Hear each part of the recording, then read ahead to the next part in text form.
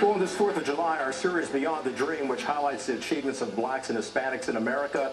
Right now, we introduce you to a young Hispanic woman who, by the way, knows something about real estate. I had the pleasure to meet with her. She overcame adversity and stereotypes to achieve the American dream.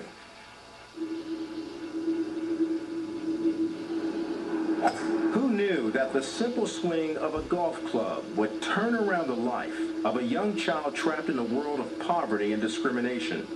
Yet by watching her role model, Nancy Lopez, the game of golf is what sparked the drive and determination of Laura Contreras Rowe. Looking for that positive role model, and Nancy Lopez was one of them. That was one of my all-time favorite. And I remember watching her on TV, and as I watched her, I felt like I want to be her. And if I could be Nancy Lopez, I can get out of this trailer. You heard her right. She was living in a trailer. Laura recalls as a young Hispanic girl growing up along the U.S.-Mexico border in Laredo, Texas, life was tough. Along with her mother and older sister, she remembers a place surrounded by drugs, gangs, illegal immigration, and violence.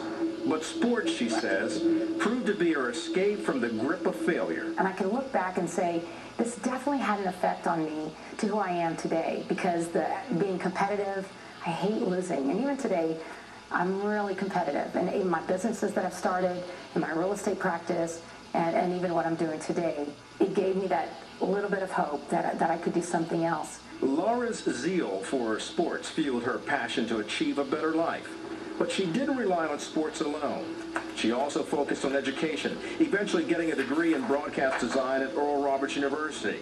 Equipped with faith and knowledge, she ultimately entered the competitive world of real estate, becoming so successful that she purchased 2 Keller & Williams franchises in Virginia Beach. In 2006, I basically was the first successful Hispanic woman to open up a Keller Williams franchise in Chesapeake, Virginia. I had a lot of opposition. Hi, this is Laura. More than anybody will know. Phone calls and threats. Yeah, and I was just checking on that. I kept hearing, you can't do it. We've already been here and they failed. Did you ever encounter any prejudice or discrimination because of being a Mexican-American working in real estate? I mean, the big one I get is, you're Hispanic? Well, you don't have an accent. And I'm thinking, well, neither do you. I get that a lot. Are you Hispanic? You don't have an accent.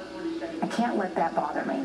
The fruits of her labor produced a bountiful harvest. She now owns a beautiful custom-built home and luxury cars in an upscale Virginia Beach neighborhood. Laura has indeed come a very long way from the trailer she once lived in.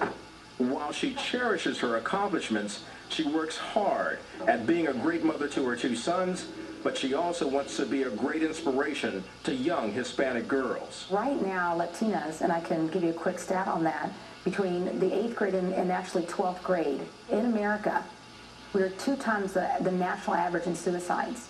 So what I see is happening is that the Hispanic kids, the children, no role models, possibly no inspiration. And for some reason, we're killing ourselves. I'm hoping someone's watching this that lives in a trailer. I hope so.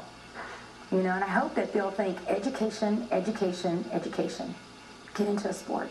Get into some kind of form of leadership. right on.